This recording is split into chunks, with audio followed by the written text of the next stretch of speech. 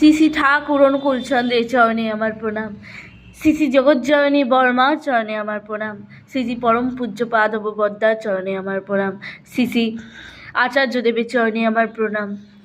প্রত্যেকের উদ্দেশ্যে জয়গুরু জানিয়ে আমার আজকের ব্লগটি শুরু করছি। আজ পয়লা বৈশাখ। আজকে ঠাকুরকে নিয়ে মেতে থাকার একটা দিন। ঠাকুরকে নিয়ে যদি আজকের দিনটায়, এই প্রথম দিনটায় যদি মেতে থাকতে পারি, তাহলে সারা বছরই আমাদের খুবই ভালো কাটবে। আমরা সকলে আমাদের নহাটা সৎসঙ্গ মন্দিরে একত্রিত হয়েছি মাতৃ সম্মিলনের উদ্দেশ্যে। উদ্বোধনী সঙ্গীত দিয়ে আজকের অনুষ্ঠানটি শুরু হচ্ছে।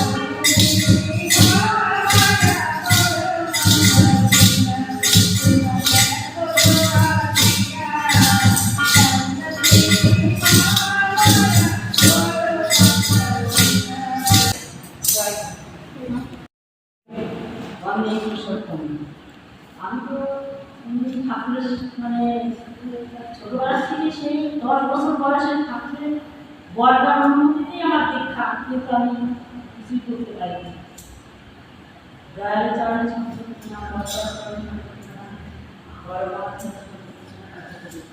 আমি কিছু করবো, সে তার ইচ্ছা, আর আশাও তো হয় না। কত চেষ্টা করি, আশা হয় না। সে যেদিন আসে কৃপা করেছে, তাই আমার আসতে দিচ্ছে। আর কথা হচ্ছে, ঠাকুরের কথা কি বলবো, ঠাকুর যে কি, সে যারা ঠাকুরকে বলছে তারাই জানে। আমি কিছু বলতে পারবো না।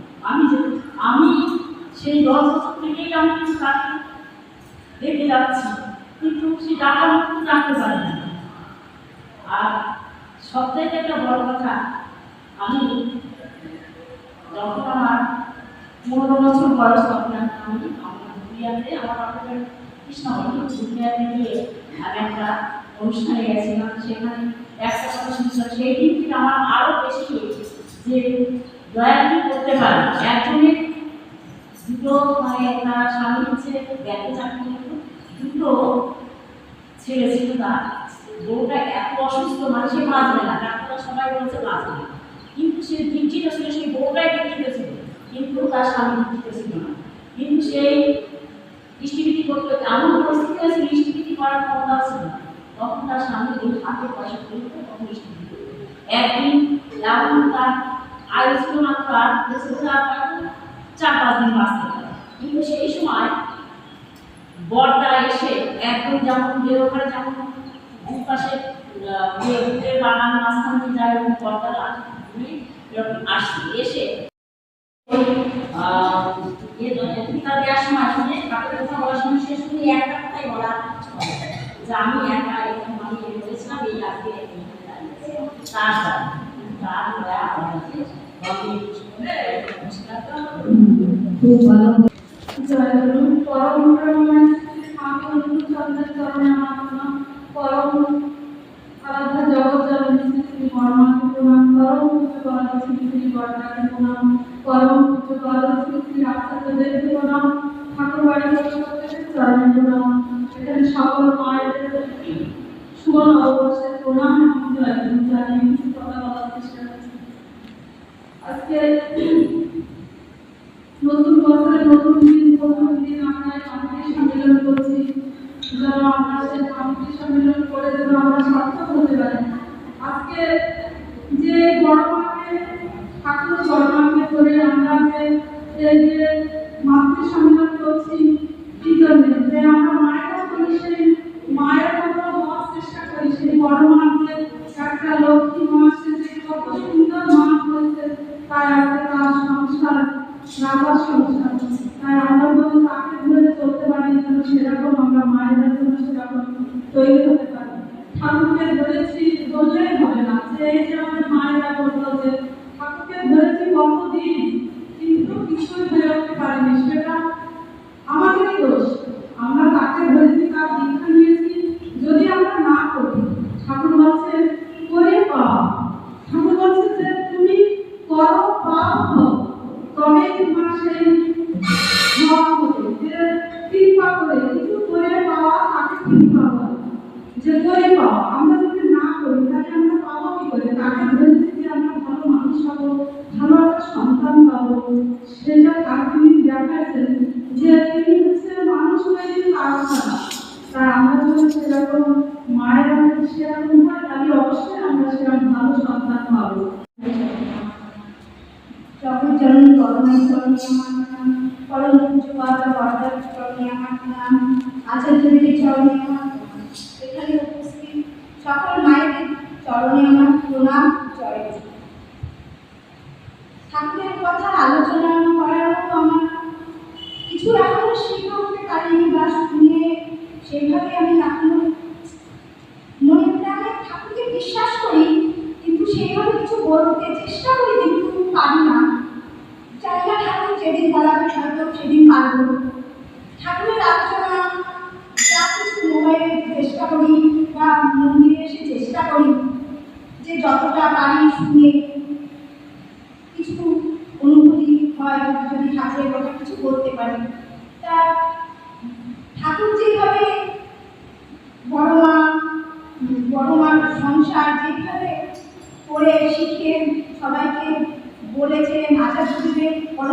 পরে আমরা সেগুলো জানতে পারছি। দেওঘরে আজকে অনেক বড় অনুষ্ঠান, আমরা যেতে পারিনি, অনেকে গেছে, কিন্তু আমার মনটা মনে হচ্ছিল যে দেওঘরে যাবো, কিন্তু ঠাকুর না চাইলে তো হয় না। ঠাকুর যেদিন চাইবো সেদিন হয়তো যাবো। তারা সকলে এই পয়লা বৈশাখে বছরের শুভ দিন, সবাই ভালো থাকুক, আনন্দে থাকুক, সবাই মন্দিরে এসেছে, আমাদের খুব ভালো লাগছে। জয় ঠাকুর অনুকূলচন্দ্রের অনুস্তুতি বাণী গ্রন্থের ব্যবহার অধ্যায় থেকে কিছু বাণী পাঠ। বইকে রুষ্ট করেই যারা বাক্যে আর ব্যবহারে ব্যাধি গলায় করেই তারা কষ্ট দিয়ে বিনিময়। শিষ্টাচারে সত্যতারও নাই যদি হয় হয়, তুল্য ভয়াল সংঘাতে কর স্বার্থ বুদ্ধি হয়, অনেক সংখ্যা হয়। পরম প্রেমময় শ্রী শ্রী ঠাকুর চন্দ্রের গীত পথের কবিতে কিছু অংশ পাঠ করছি। দারিদ্র্যের বিনাশায় হচ্ছে পথের সুবিধায় উপেক্ষা আর নিজের সুবিধার প্রতি অবাধ্য বা অষ্টবাধ্য অনুরাগ। যেখানে এর উল্টো সম্পদের সহজ চালনা, সেখানে দারিদ্র্যের আরও একটা লক্ষণ। দারিদ্র্যকে ভাঙিয়া খেতে ইচ্ছা তো করে, আরও থাকে অন্যের প্রতি দোষ রূপে, পরের দুর্দশায় কম্প হারা হয়ে তারই সুখ নিয়ে নিজের দরিদ্রতার প্রতিষ্ঠায় অন্যের অনুকম্পার আকর্ষণে নিজের অভাব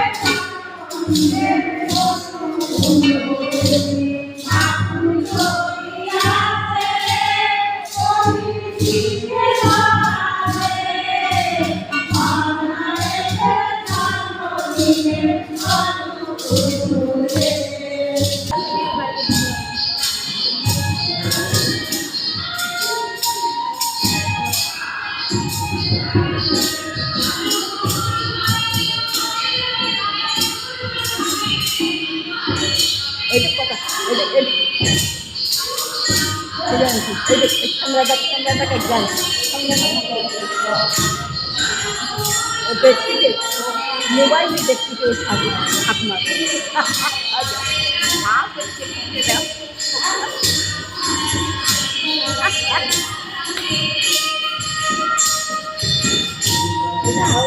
আসতে পারে।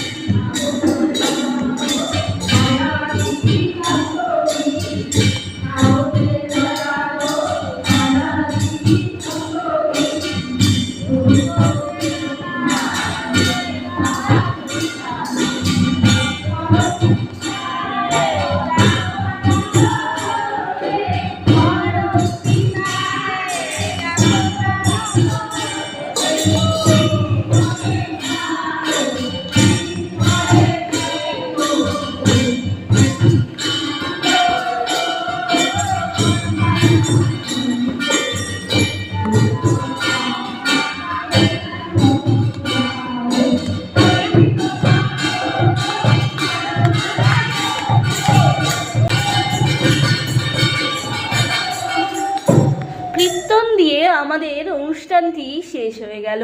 এই অপূর্ব অনুষ্ঠানটি সাক্ষী হলাম আমরা সবাই। আপনারাও সাক্ষী হতে চাইলে আপনারাও কিন্তু আমার সাথে যোগাযোগ করে এই নহটা সৎসঙ্গ মন্দিরে আসতে পারেন। এখানে আনন্দ পরিপূর্ণতে আমরা ঠাকুরকে নিয়ে সারাক্ষণ মেতে থাকি। আমার ভিডিওটি আপনাদের কেমন লাগলো অবশ্যই কমেন্ট করে জানাবেন এবং আমাকে সাবস্ক্রাইব এবং লাইক করে আরও উৎসাহিত করবেন এরকম ভক্তিমূলক ভিডিও বানানোর জন্য। জয় গুরু।